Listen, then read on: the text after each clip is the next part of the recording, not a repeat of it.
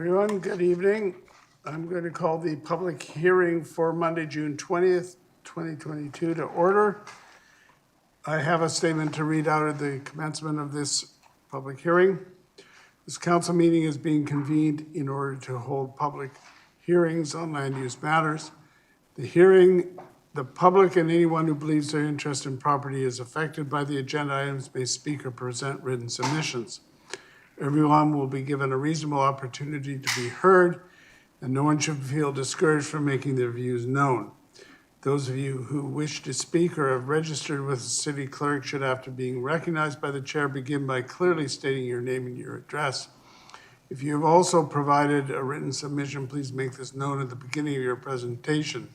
All written submissions will be retained by the city clerk and will form part of the record of the hearing.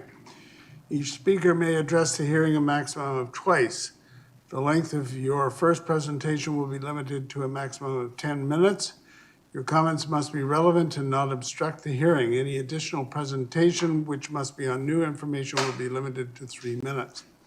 Members of council may ask questions of you following your presentation. However, the function of council members during a public hearing is to listen to the views of the public, not to debate the merits of the matters with citizens. Any debate by members of city council will occur at the subsequent vote. So the order of proceedings for each item will normally be as follows. The city clerk will start off by briefly describing the matter under consideration. Then the applicant or their agent will be invited to make a brief presentation of up to 10 minutes. City clerk will identify any written submissions received. Oral submissions from the public will be heard, and further written submissions, if any, will be received. And finally, the hearing will be closed and matters may be considered. Please note that delegations must present in a respectful manner without interference or comments from the audience. City Council is committed to ensuring a safe and respectful environment and supports the right of the community to bring comments forward. Please observe these rules. If you have any concerns with the manner in which the hearing is conducted, direct your comments to the chair. So, Mr. Clerk, the first item. Thank you, Your Worship. Item 1 is Richmond Zoning Bylaw 8500, Amendment Bylaw 10383. The location is 3660 3662 Williams Road. The applicant is Packland Properties. The purpose is to rezone the subject property from the 2-unit dwellings RD1 zone to the single detached RS2B zone to permit the property to be subdivided into 2 single-family lots with vehicle access from Williams Road. And first reading was May 24th, 2022. All right, is the applicant online? Yes, I am. Did you want to make a presentation or just await questions? I'll wait for any questions. Okay, so you're Khalid Hassan, is that Yes. correct? That's correct. Okay. Now, any written submissions? We have none, Your Worship. All right. From the floor, we have noted Laura Galanders wishes to speak to this item in person. Ms. Galanders, please come forward, have a seat, identify yourself, and tell us what's on your mind. Thank you very much. Laura Galanders, Desmond Road. I did submit a written presentation with the planning committee package. So I thought that would come forward, but that's okay. You guys did see that. And the reason why I'm speaking tonight is because I watched the council meeting following the planning meeting online, and I wasn't here, and I didn't hear anybody saying just the most simple solution in situations like this. Like my presentation was about taking something that's more affordable and making it less affordable by taking a duplex, which is already a more affordable way to get into a type of housing that has a backyard and it's family friendly, and we're separating that into 2 single family houses, which is the least affordable type of housing. And then at the meeting, people were debating, councillors were talking about, well, maybe this is a great place to put up an apartment building, and maybe we should do townhouses, and then people saying, well, that's not in the OCP, and we'd have to do an OCP amendment, and nobody said the most simple thing would just be, in situations like this, we should just allow people to put up another duplex. I mean, it's already zoned for duplex. So if the property needs to get redeveloped because the duplex is aging and it needs to be replaced, then, you know, they could simply rebuild another duplex with just a building permit. There would be no need for rezoning. So the reason why an applicant would do a rezoning into 2 single-family houses is because they're going to make more money selling 2 single-family houses than to build another duplex. So, you know, this is what we've been allowing in Richmond for a while now, and I know that other councillors have brought it up a few years ago and mentioned that this is taking something that's already affordable and making it less affordable, which isn't what we should be doing. And, you know, I don't think that tonight you're going to say, okay, stop, we're not going to do this anymore. But I think going forward, I really think that you guys should consider, you know, how you handle this, because the OCP, I mean, it's a very general plan, and it says this neighborhood is a single-family neighborhood. That, you know, you can have single-family zoning in this area, but it doesn't take into account that there's several little duplexes in there, and those could just be rebuilt as duplexes. So I think it'd be quite simple to just be like, we don't approve rezonings from something that's already dense into something less dense, because that's not what we should be doing in a housing crisis, right? And a lot of, you know, people that are housing activists and that are going to be running for council, and you hear this in all the other municipalities, are talking about the missing middle housing and how can we densify our single-family neighborhoods without doing too much, you know, densification, coach houses, more duplexes. Duplexes are just such a wonderful type of housing that we already have in this neighborhood, and I happen to live in the Mons, which is all these big 66-foot wide lots, so that's a lot of mansions, right? So there's a lot of streets that have emptied out and nobody knows anybody, and there's a lot of empty streets. But my particular little corner at Desmond and Lamont has duplexes all around the corner. So there's actually, one of them was rebuilt into a brand new duplex in 2007. So people do that. And so those are each assessed at much lower than a single family house, even though they're quite large and nice. And then around the corner, there's 2 more duplexes. And then around the corner, there's 2 more. And so everybody knows each other. We have block parties, and they're all seniors and downsizers and empty nesters because of the duplexes. And so I'm not sure, you know, and actually Councillor Hobbs asked at the last meeting about this, is there any legal issue with not allowing a rezoning that suits the OCP? And staff answered that, no, there is no issue with it. It's your discretion. You'd say, yes, it's a single-family neighborhood, but if there's already a duplex, we don't allow that to be split into 2 single-family houses. And I know that that's my sister-in-law's a councillor in Port Moody, and they don't allow that. So I just want you to consider that going forward, and perhaps there could be something like especially on a lot like this Williams lot has a huge side yard, and there could be a quick, you know, easy rezoning process to rebuild a triplex instead of a duplex. You know, something a little more dense, but not less dense. So that's just what I wanted to say about that. All right, we have a question from Councillor Day. Oh. Thank you very much, Ms. Gillanders. I hadn't actually talked to anybody who lives near existing duplexes, so that was really refreshing that it's actually kind of a mini community hub by the sounds of things. So you brought up an interesting point. If we leave it a duplex and potentially go for a triplex, then are you gearing that more towards renters or buyers? Because I think this proposal is geared towards someone that can afford $2.2 million for a house with a suite. What is your idea? Well, I've heard about, I mean, I don't know, I'm not an expert, but sorry, through the chair, just that these modest densifications to things like triplexes could be stratified, right? So it's kind of an easier entry point into ownership, I believe. Those could be rented too, but I mean, it's not rental housing. This is densification for more affordable ownership options generally, right? Yeah, so rather than go for the expensive single house with the suite, it's probably, I'm thinking 2.2 million, I could be wrong. Yeah, at least. Yeah, that's a very interesting option, so thank you for that. Thank you. Yeah, just note that we don't have any idea of value. So 2.2 million or 200,000, we don't know, just for the record.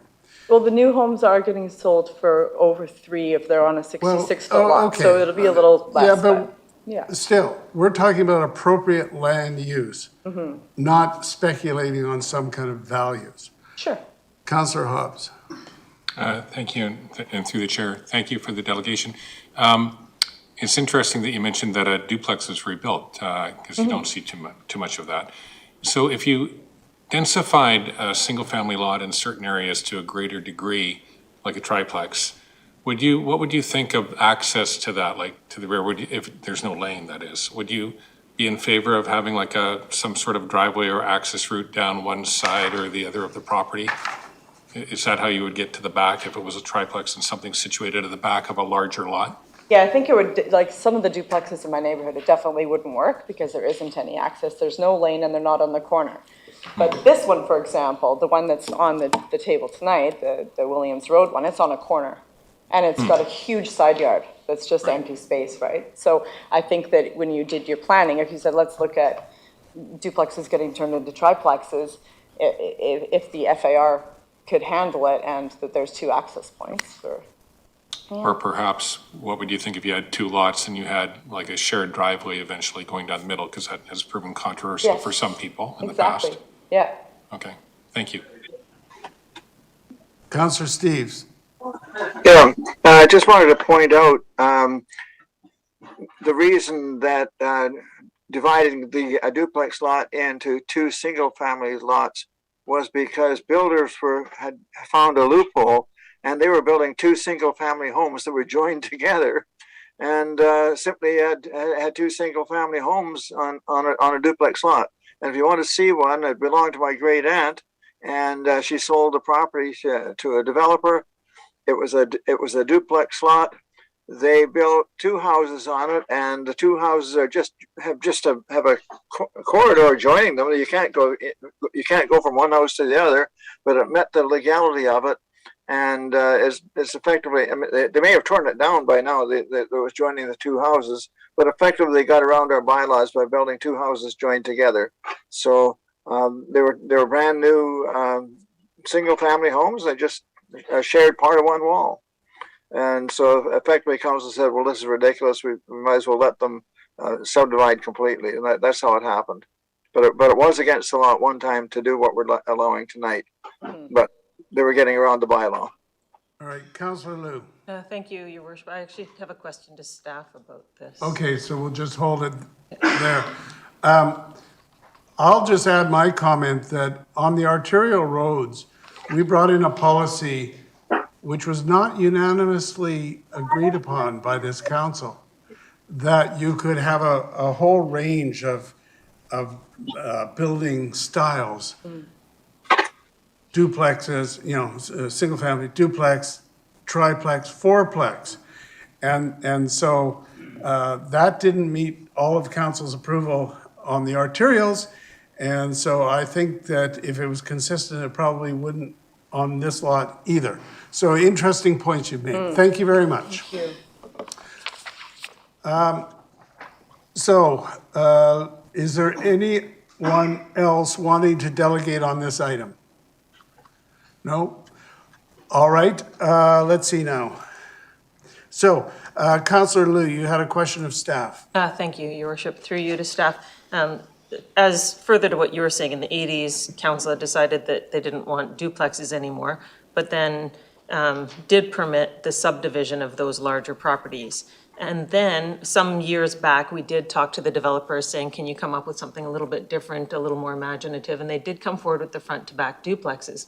Now, this is on Williams, which isn't a full arterial road, like say a one road and a two road type thing, right? So my question to staff is, are those front to back duplexes okay here on this part of Williams? And so it was just, would it have just been up to the applicant whether or not they wanted to have that? Go ahead.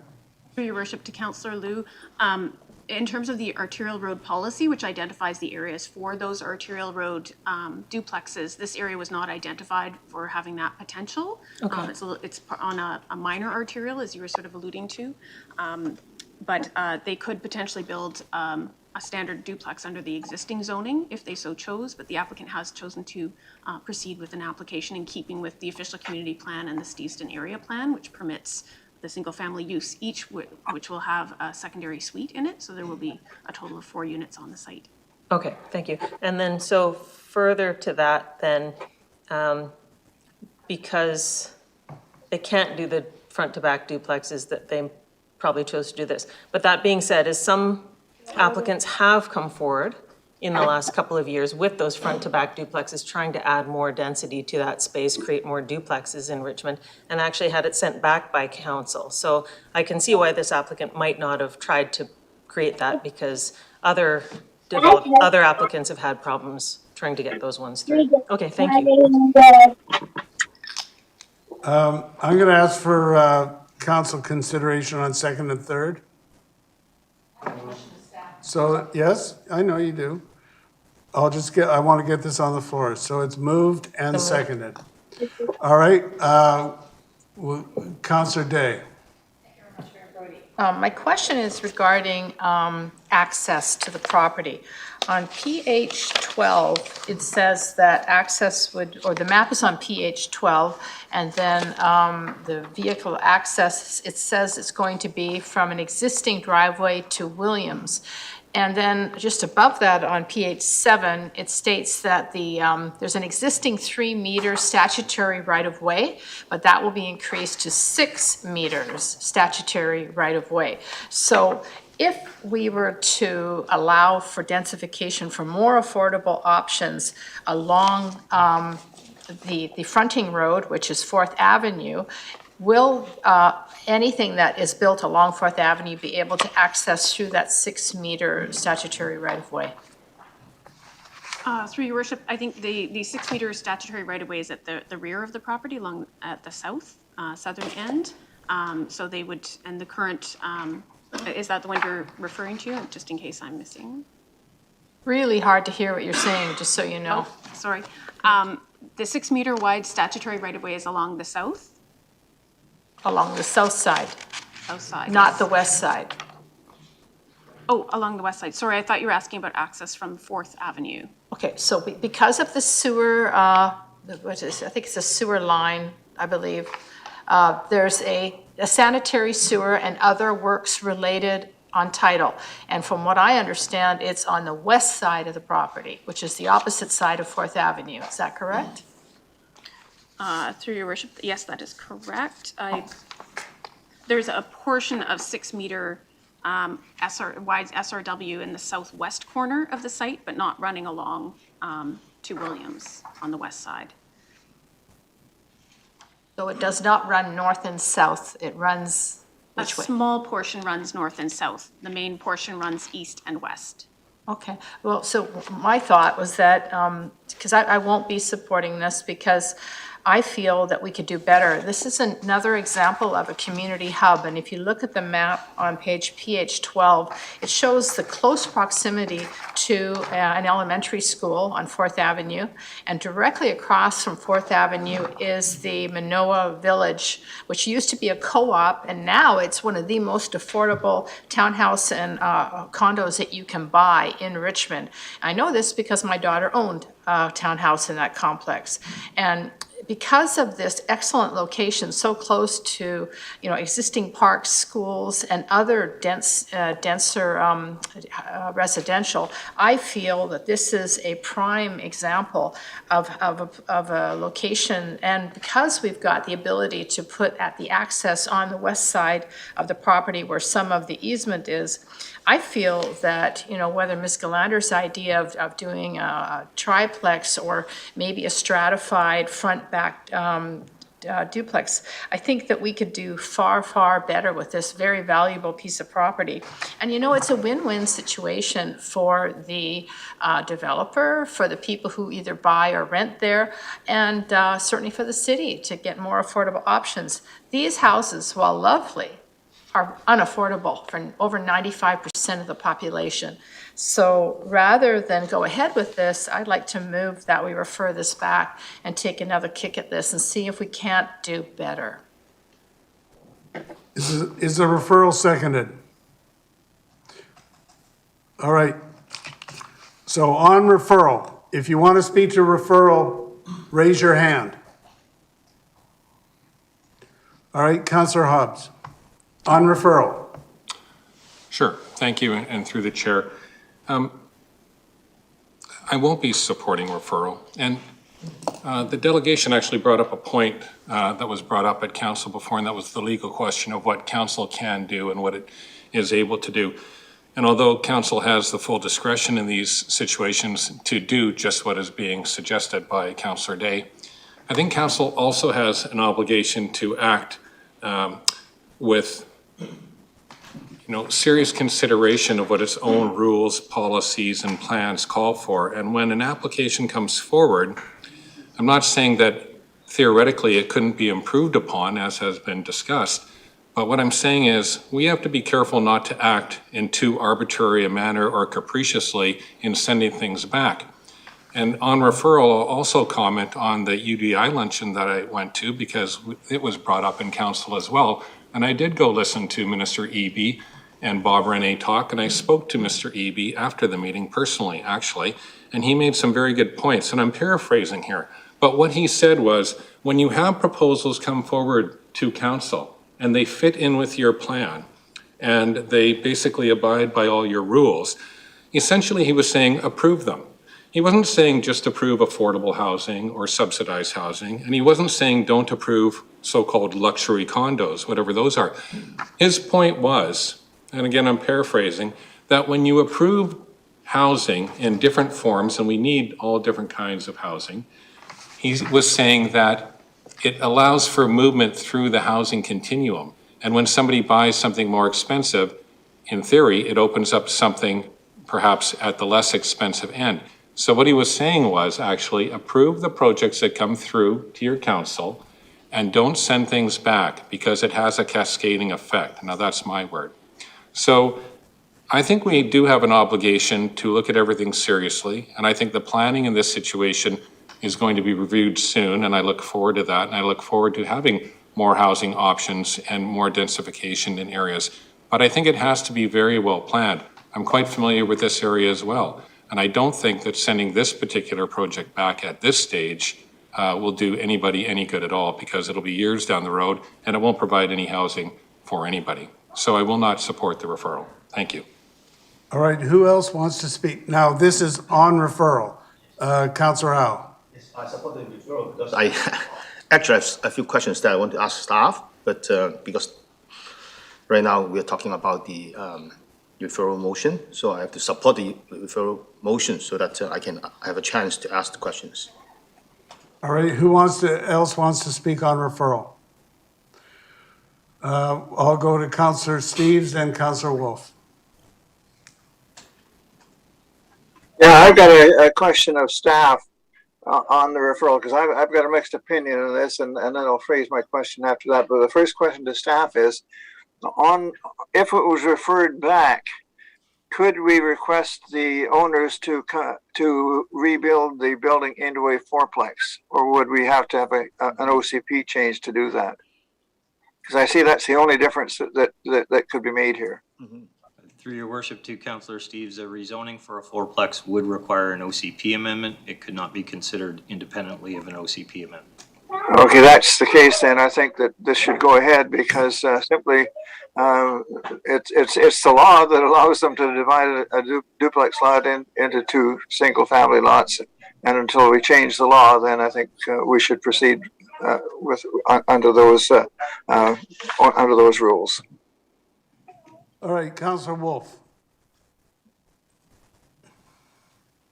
Thanks. I'll just briefly speak on the referral now, and then what comes next, I'll speak again. So I'm going to speak in support of the referral motion. I am aware of the rules that are in place, and that the OCP renewal is coming, and this developer, like many developers, know the process and know what can be done and what can be bought at the end of the project. So I also know there's a lot of creativity that can go into property development and design, and I think giving more opportunity, given this location close to the school, close to other more affordable housing options nearby. Steves Elementary Park is one of the oversized parks in elementary schools as well in the city. So clearly there's, and again, this is a minor arterial road, but to put more single-family homes on the corner lots, I think takes away from providing the diversity of housing options that the city needs, not just building for the sake of building. So I'll support the referral. Councillor Liu. Yeah, thank you, Worship. I have a question and a comment. Question to staff on this. Could the applicant have not subdivided and just built one extremely large single-family home? Just a minute.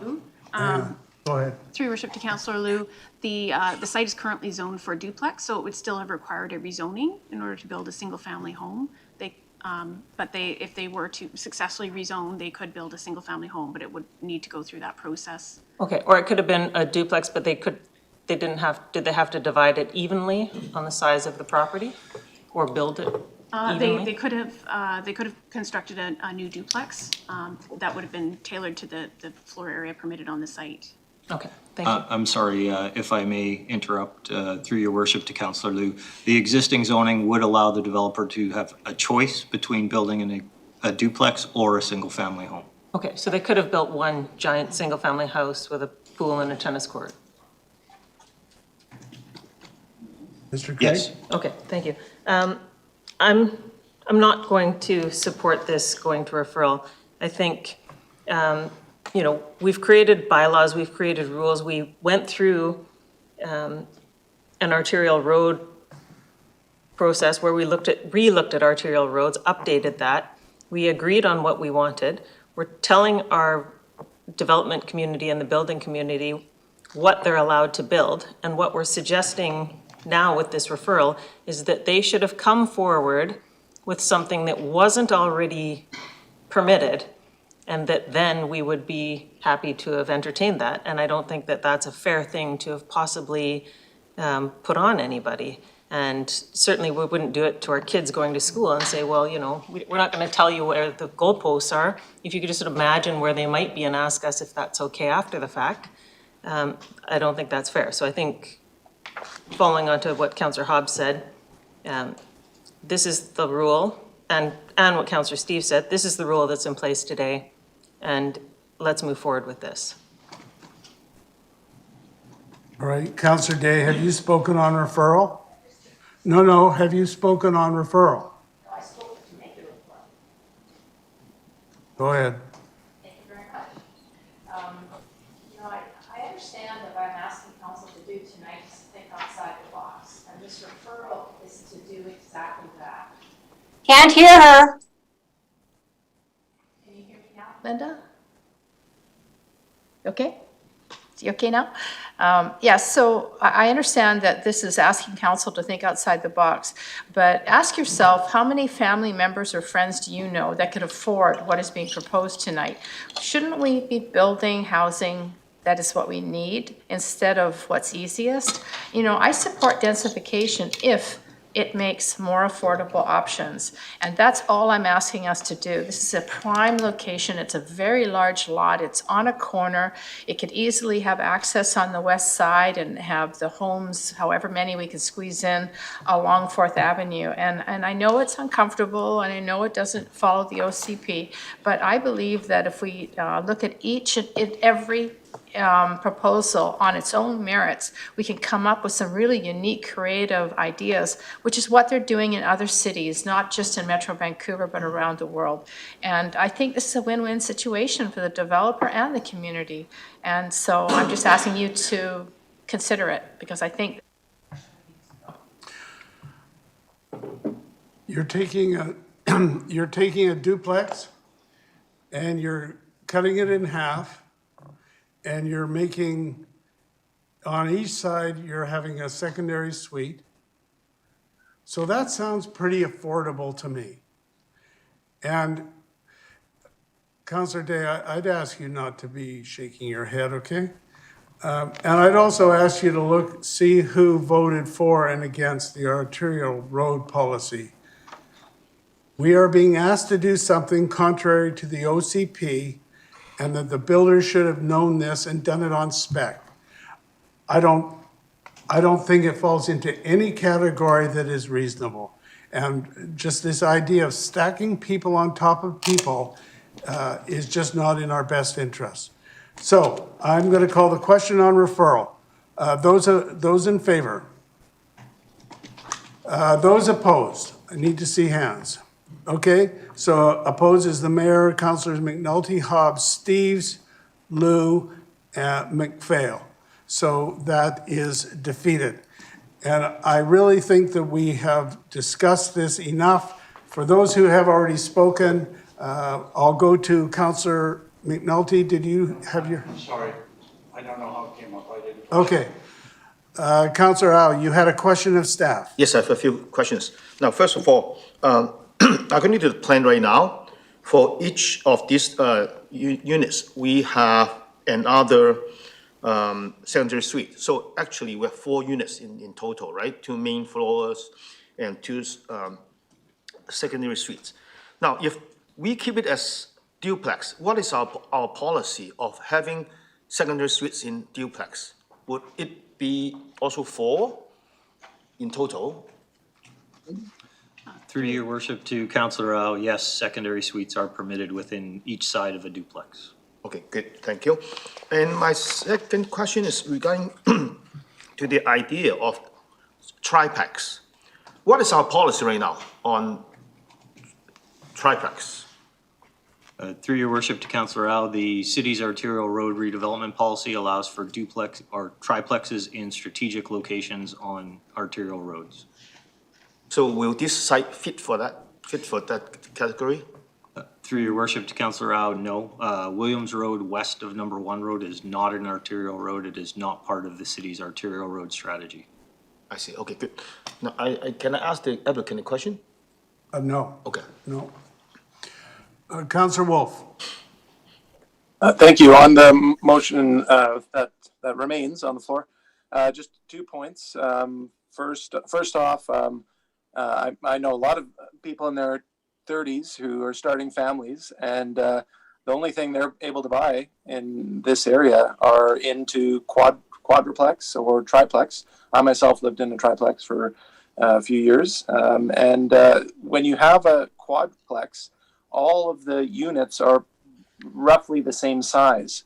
What we're doing with this development is we're putting 2 owners who'll be able to put the mortgage down and buy this large place, and then the secondary suites are these tiny little suites that are not going to take families, not next to the school, not next to the park, not next to the amenities in the area. So as I did at the first reading, and so did 2 other councillors at the time, I'll be voting against this. Thank you. All right, I'm going to call the question then on the motion for second and third reading. All those in favor? Those opposed? It's carried with Councillors Day and Wolf opposed. And now to the next item, Mr. Clerk. Thank you, Your Worship. Item 2 is official community plan bylaw 9000, amendment bylaw 10375, and Richmond zoning bylaw 8500, amendment bylaw 10376, market rental housing amendments. The location is citywide. The applicant is the City of Richmond. The purpose of the OCP designation amendment is to introduce a mandatory market rental construction requirement in apartment developments with more than 60 units, townhouse development with 5 or more units, and apartment development with less than 60 units would either provide a cash in lieu construction contribution toward affordable housing initiatives, or the owner may make use of a density bonus to construct market rental units. To clarify parking reductions for rental housing beyond those included in the zoning bylaw.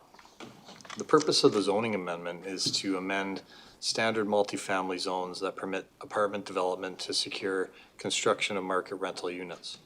Amendments are proposed to the following zones: low-density, low-rise apartments, RAL1, RAL2, medium-density, low-rise apartments, RAM1, RAM2, RAM3, high-density, low-rise apartments, RAH1, RAH2, residential, limited commercial, RCL1, RCL2, RCL3, RCL4, RCL5, and downtown commercial, CDT1, CDT2, CDT3.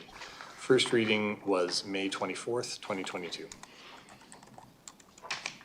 All right, now, the applicant is the city of Richmond, so do you want to make some introductory comments to set the discussion?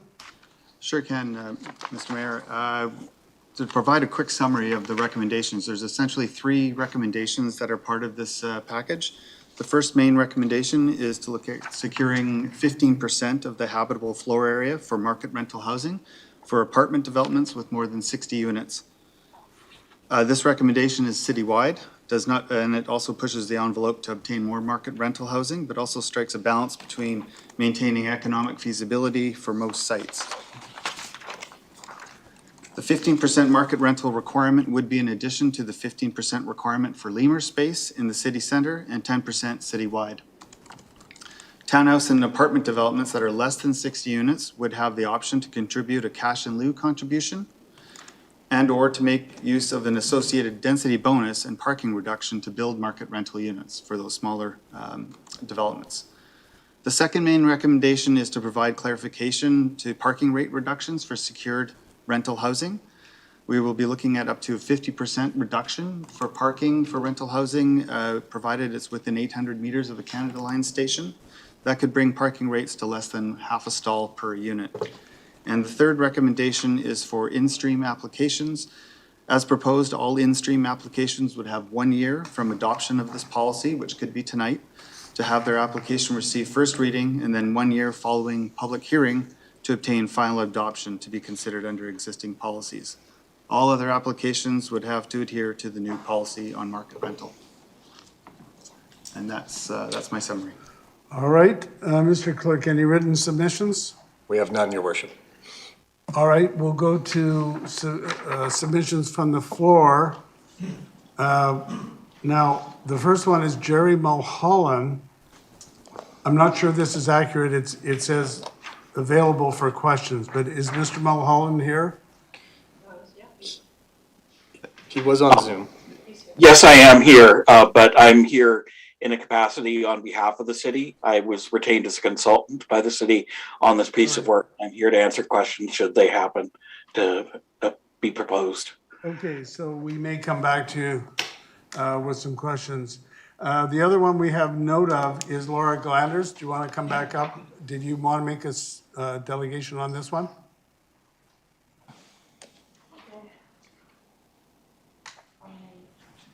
So again, introduce yourself and we'll hear what's on your mind.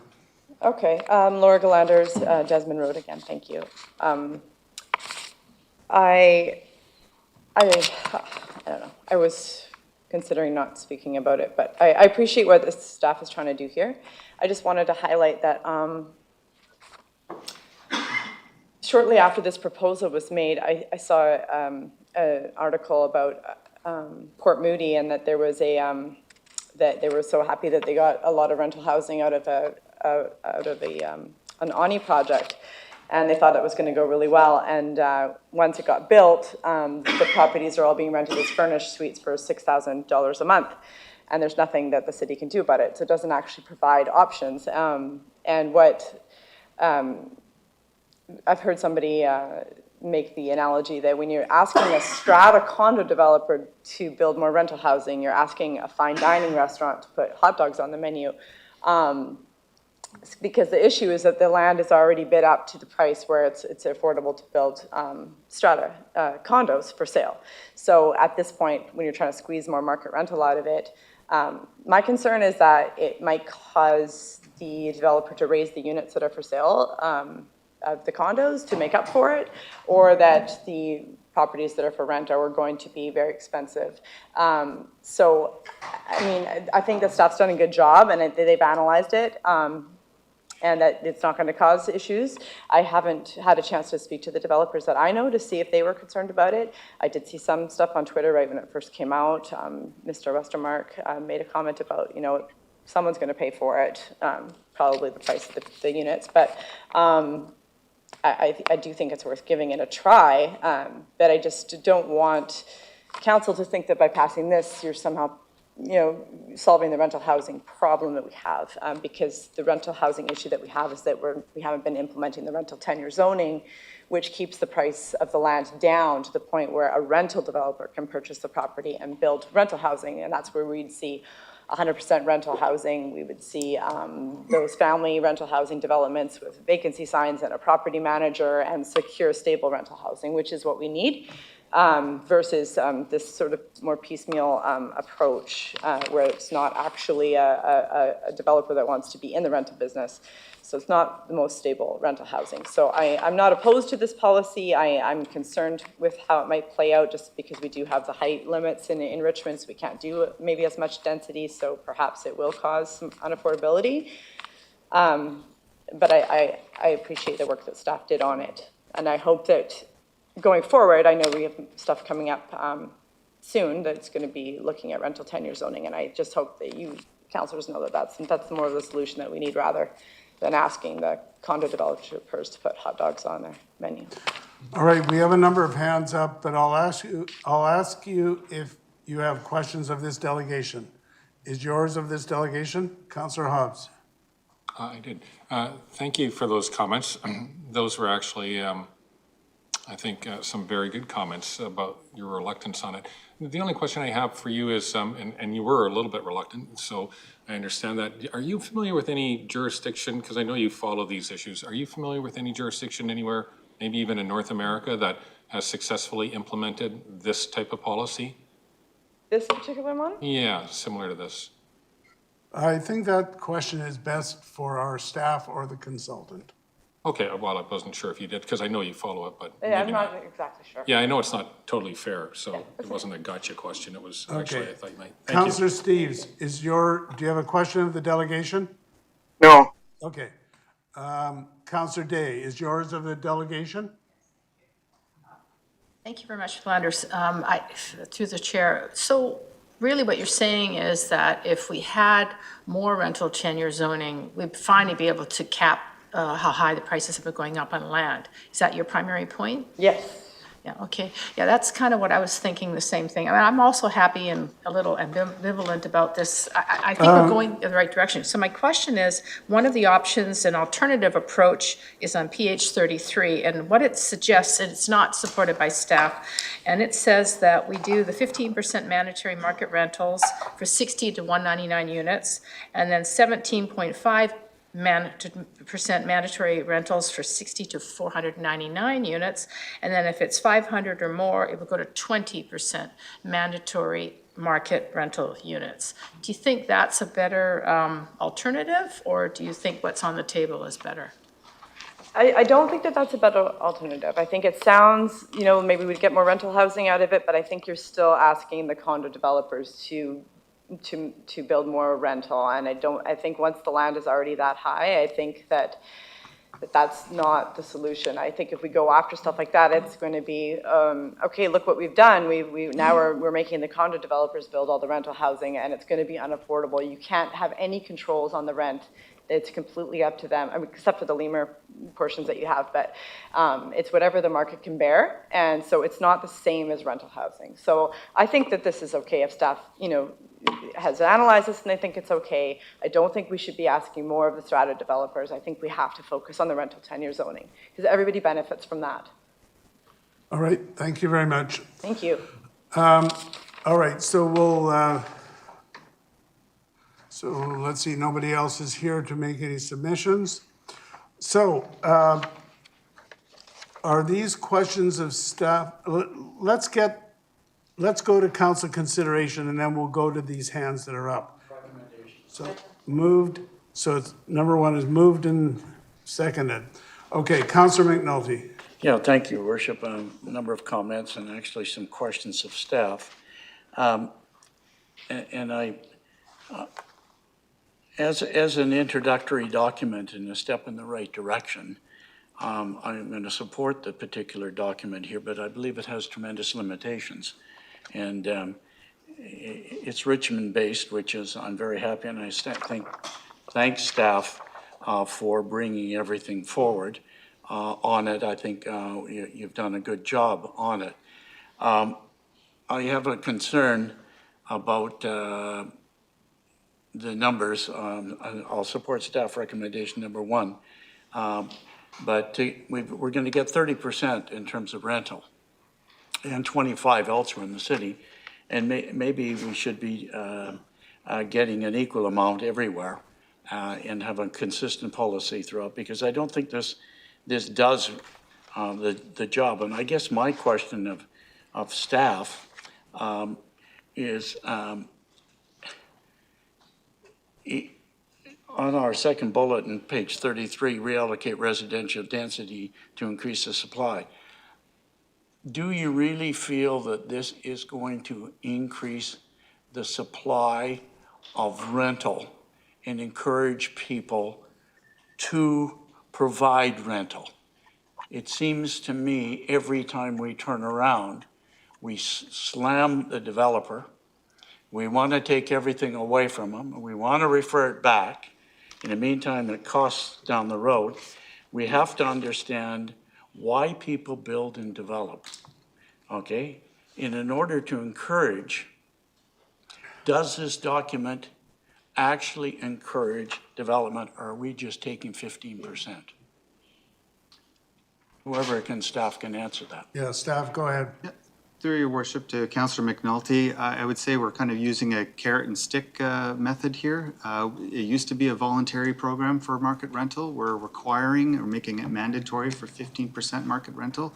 However, there are incentives that developers can take advantage of, including parking reductions, and there is a modest density bonus associated with it. That 15% market rental is also a minimum. If they wish to increase it further, there would be additional incentives that could be negotiated, specifically density bonusing and parking. Well, thank you for that. I would like to see the stick removed, and we have the carrot, so we can encourage it. I think when a development industry gets the attitude of a council is going to cut it down every time they turn around, and we're going to put limitations on it, we're not going to get that kind of support for what we want in the housing. And this is why I suggested at the last planning committee meeting referral that the city start buying property and being able to provide on it. I'd like to ask if I may ask the consultant the same question, Your Worship.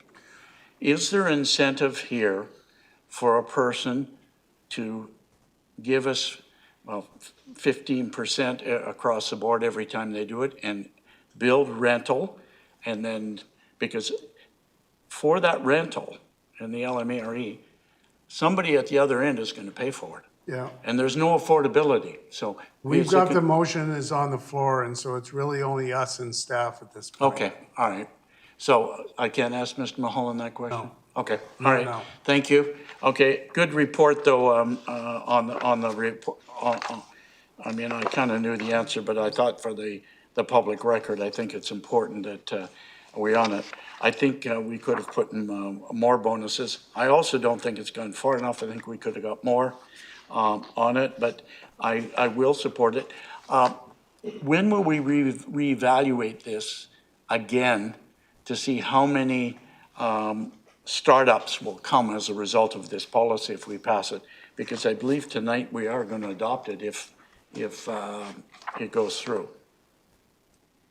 Through your worship to Councillor McNulty, that's correct. It could be adopted tonight, and I believe we have a motion for a 1-year review of this policy once adopted. So we would bring this back in a year and provide results. Okay. Thing number 6 says, staff report, key findings related to implementation of updates to the OCP plan market rental housing policy after the program provisions are in place for 2 years. Because a year from now, you're just going to have the grandfathered ones. Well, that's right. Yeah, that's what I'm thinking. The other question too is the OCP will be coming forward next year? We will start the OCP, and this will be put into all aspects of the OCP in the downtown core. Through your worship, Councillor McNulty, yes, this is part. In some ways, this is almost a preliminary OCP update. This is an update to our OCP policies that will continue on as we're undergoing the OCP review right now. We'll be bringing further policy updates as we move along rather than a full package in 2 years from now. Okay. It'll be incremental. How does this policy and I don't want to prejudge, but tomorrow we've got Spires Road. How does this impact Spires Road now? It's an automatic 30%? Because we have a different policy coming, I guess, given, I'm looking, I think it was brought up earlier about consistency in policies and having a policy proposed for Spires Road, a policy provided here, and then something on Williams Road, and then something down on Sea Cove or So whatever. let them answer. Yeah, through your worship, Councillor McNulty, this policy would apply to Spires Road. We can certainly discuss that tomorrow, but it would apply to the strata component, and it would not apply to the additional market rental that's being proposed for Spires Road. Okay, well, thank you. I think, Your Worship, I'm gonna support it going forward. On it, I think staff have done a good job on it. It's a very difficult thing to come up with it, and the consultant did a good job as well. Very, very difficult to have a consistent policy. As a comment meant, we're not going to solve everything in one swoop. I think we've got to have a little bit of everything. I think the word in here was that we're looking at all forms of rental housing, and I think that's what we've got to look at them and treat each one individually, but also bring them together and blend them so that we can get maximum amount of rental. Okay. Thank you. Councillor Steves. Thank you. Yeah, I support the report going ahead. I have absolutely no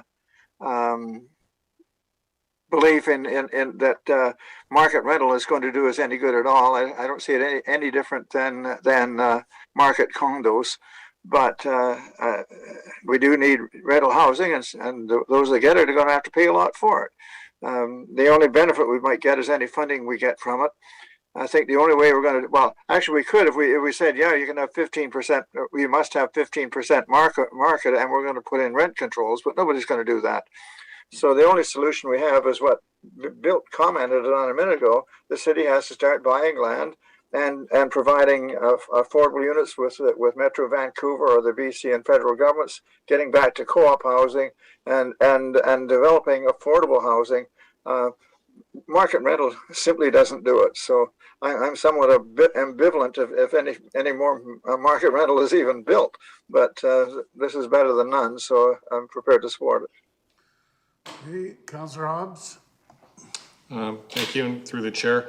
Well, I mean, staff were asked to look at this, and they did, and they provided a report, and I think that it is attractive, partly due to its simplicity. And that tacking on 15%, I see a lot of sticks in some of the things we've been doing since I've been here, and the carrots seem less obvious to me. Another point that causes me some reluctance in this is that the economic ground has shifted significantly in the world, including here, since I think the data that is part of the Rodel report and this report was formulated. So I think it might be based on some data that no longer really is as valid as it might have been in the past. The other issue with Richmond and density and bonuses, I do like the parking, lowering of the parking ratio. I'm very much in favor of that, but Richmond just has severe limitations on it because of the height restrictions and the amount you can dig in Richmond. You literally have a height ceiling, and you literally and figuratively also have a depth issue. So it's difficult for us to compare our density bonusing and what we can do to somebody like Burnaby or Vancouver that can just add on 5 stories or 10 stories. It's hard to compete with that. Another concern I have globally as well with this report is construction costs. I've been talking to a few people, and they've said that their construction costs have gone up. One said 34%, one said 185%. So these all have an impact. The cost of borrowing is going up significantly, so the carrying charges and the qualifications to actually borrow money have risen quite a bit. So the goal to increase rental availability is one we all share. The goal of increasing rental affordability is one we all share. I'm just having some reservations about the timing of this approach and whether it is actually going to accomplish what it is that we're trying to do. 15% and 15%, 30%, great. 30% of 100 is less than 15% of 500, I hope anyway. And the point is, if we stifle various forms of development, then we actually aren't accomplishing anything. And the economic situation is not to be underestimated. People are really being stretched, and I've already heard of another development that is actually probably not going to go ahead, and it's one we've all heard of. So I do like some aspects of this. I like the review that's built in every 2 years, although I don't know if in 2 years it'll really give us much indication. I did make a recommendation for a referral that it be built into the OCP review, which I don't think would be a disaster at all. I think that good planning, thorough planning, and detailed planning usually results in a better product, but that was not supported. So there are parts of this I like, but there are parts of it that cause me a great deal of concern. And so it's not without some reservations that I consider this. And thank you for your time. Okay, Councillor McPhail. Thank you, Your Worship. I will support the recommendation on the floor. Like some of the other comments, I am kind of ambivalent around it. I do agree that we do need housing units from all across the housing continuum, as Councillor Hobb mentioned earlier. I mean, council was urged by the public to look at more initiatives that would encourage rental of all kind. And so this is one piece to that puzzle. And as Councillor Hobbs mentioned, I've read a couple of reports where the construction industry is just going crazy right now. There's a construction worker shortage, construction labor cost increases, supply chain issues, supply cost increases, and that's all going to be passed along to the end user. And, and if it's a market rental, the developer, the owner can pass that along. So as has been said, I will support it, but I am really interested to see what the review in 2 years shows if we are being successful. Thank you. All right, Councillor Rao. Yes, Your Worship. As I mentioned in the last council meeting when we discussed this topic, I said that I'm only supporting the recommendation reluctantly. I just want this to go forward to public hearing. So, and I think it has been very clear to everybody that I favor a proportional approach, that which is option two in the staff report. And actually, I think it's not far enough, even in the option two wording. I think the maximum should go to 25%, not just 20. Because I think if we adopt this policy, this motion today, we may lose the opportunity of having larger numbers of rental units in bigger projects. And recently, I attended FCM conference in Regina, and I took time to walk into some neighborhoods, and there were blocks and blocks and blocks of rental housing. I was amazed at the number of rental units that they have, and I really envious of them and admire the local government to have the vision of providing that many number of rental units in their city. I think we need to recognize that we have to make up for the shortage of rental units that we did not care enough about in the last 10, 15 years. So we're trying to catch up with the shortage and the lack of supply in these many years.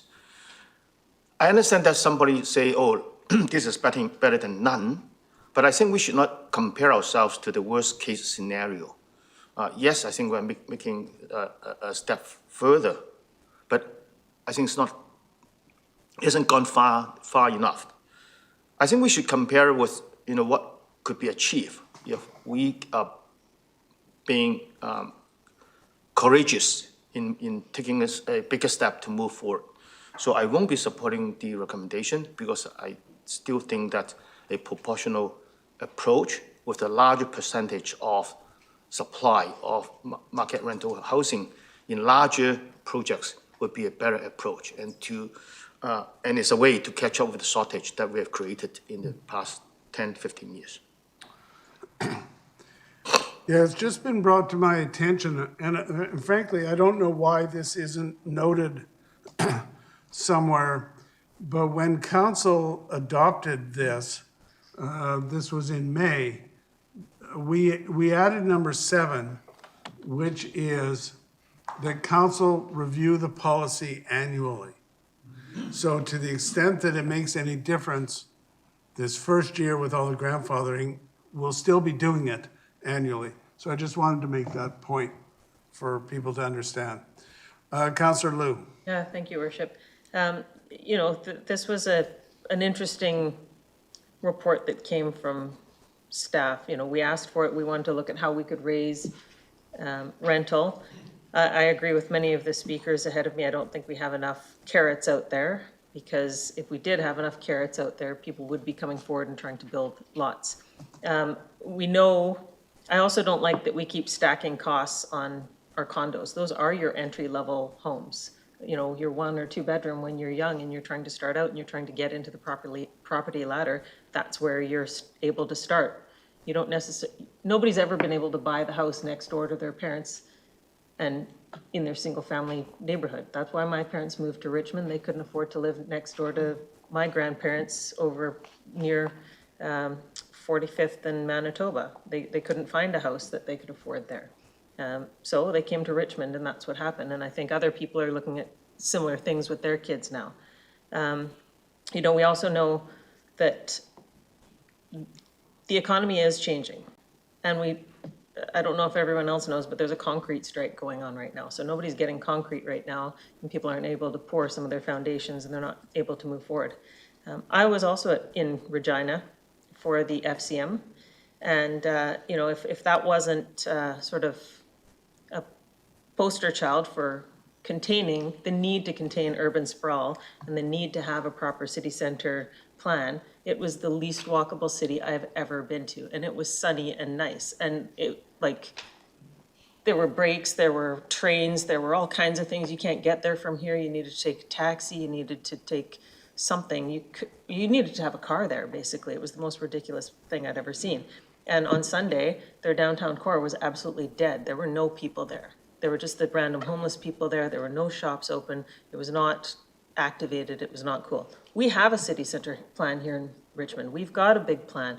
We've got encouragements to increase the amount of rentals and housing.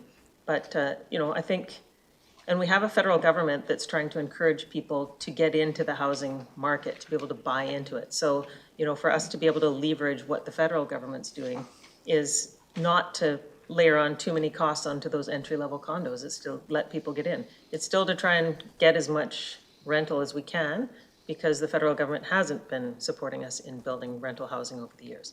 But I think this is a good step, and being able to look into it in 1 year, I think it's the best start we have.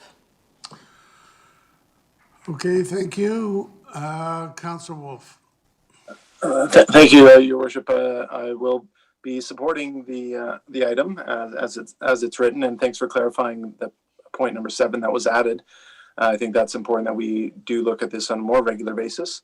I think the most important thing that this brings is the change from optional to mandatory. So to not have this in place in short order would mean more would go by without taking the option to do good, to provide for the affordable housing that doesn't get provided in the regular developments we see.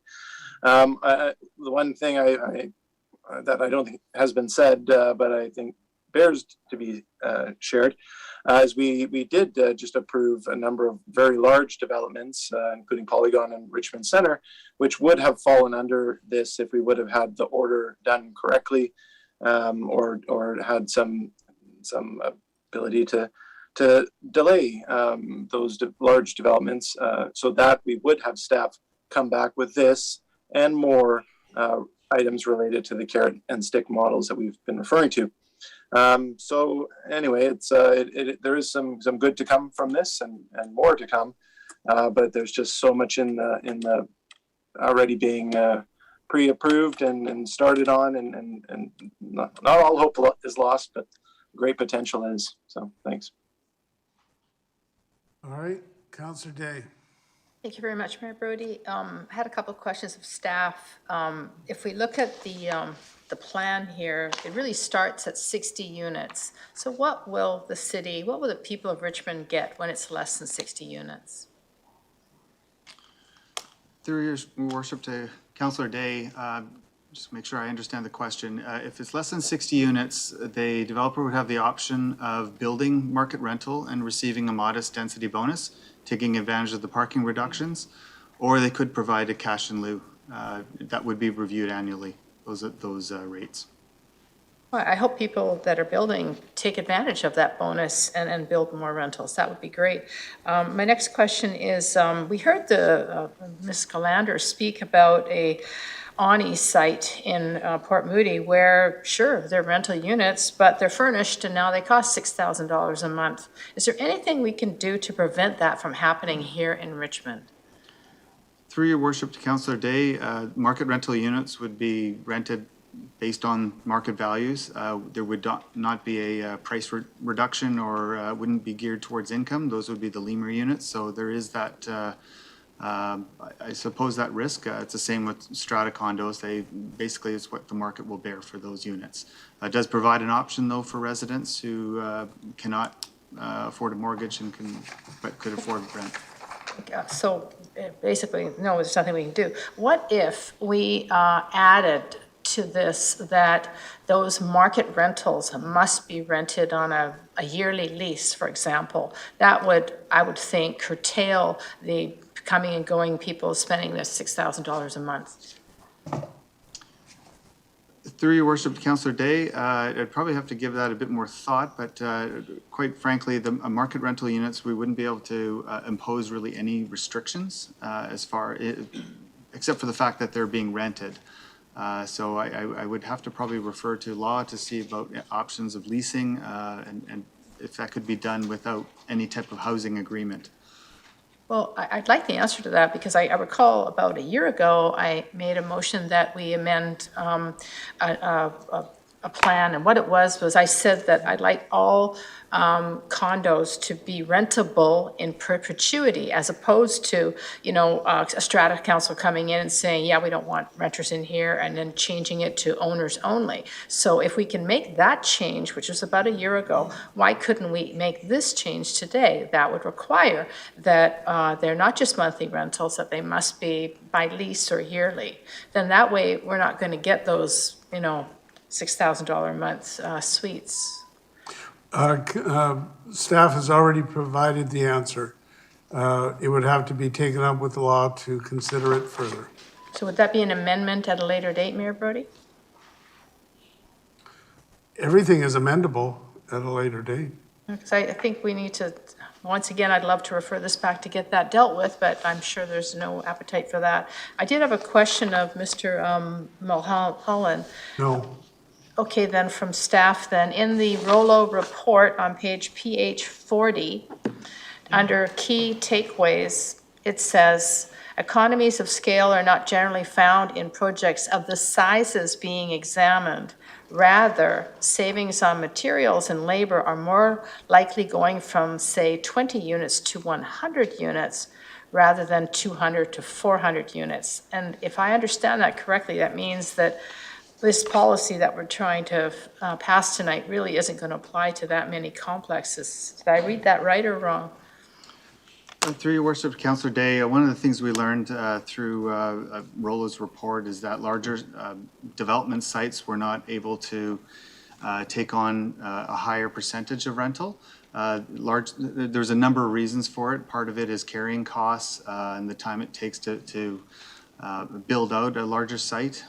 So the economics just weren't there to have an increased percentage requirement for market rental. And in the end, that's why we landed on a flat rate right across the board. Some sites may find it a bit more difficult to put in their pro forma. Others it will work out really well. So it does push the envelope, but it doesn't make it unfeasible overall. But it'll likely be the smaller developments that would come into this. The smaller developments will definitely benefit more. The larger developments, it may be difficult. It also depends on when land was purchased, what their interest rates are. If it's legacy land, then it probably would work. If it was recently purchased at higher than normal values, it may take a few years before that site can redevelop. Okay, thank you very much, Mayor Brody. Councillor Hobbs, have you already spoken? You can ask a question. Sure, I just wondered, did Councillor Day, were you making a referral motion there? No, she didn't make a referral motion. Oh, okay. All right, I'm going to call the question on second and third reading. All those in favor? Those opposed? It is carried with Councillors Au and who else? Who else opposed? Only Councillor Au opposed. That's all I got. Second, third, and 10, 3, 7, 6. Moved and seconded. Further discussion. All those in favor? Any opposed? It's carried with Councillor Au opposed. Adoption. Moved and seconded. Any further discussion? All those in favor? Any opposed? It's carried with Councillor Au opposed, and adoption. Yeah. Moved and seconded. All those in favor? Any opposed? That's carried with Councillor Au opposed, and that does